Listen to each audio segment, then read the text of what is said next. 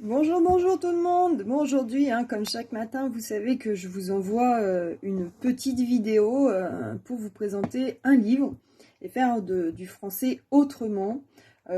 Donc, je voudrais vous présenter un auteur que j'aime beaucoup. Il a une jolie écriture, il est toujours vivant, d'accord, il a une cinquantaine d'années, tout va bien.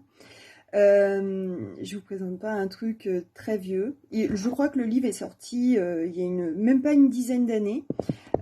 Cet auteur s'appelle Eric Emmanuel Smith. Vous avez peut-être étudié des livres de lui quand vous étiez en 4e, 5e, puisqu'il est rentré dans les programmes de français depuis quelques années.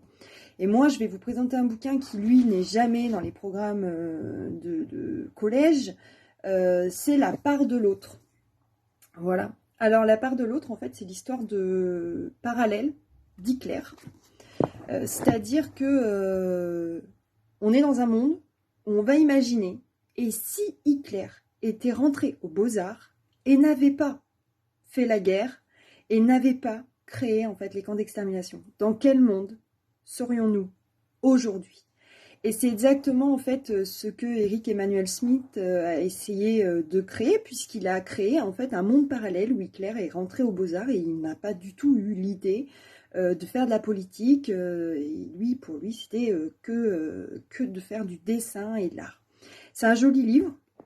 C'est un livre qui est plutôt facile à lire. Alors c'est un livre qui est fait en plusieurs parties. C'est-à-dire que vous avez un chapitre, on est dans la réalité, d'accord? Donc on est vraiment dans l'histoire. Et un chapitre où on est en train de réécrire l'histoire. Voilà.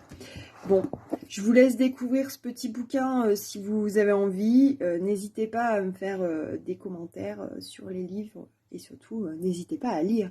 Allez, belle journée, à bientôt!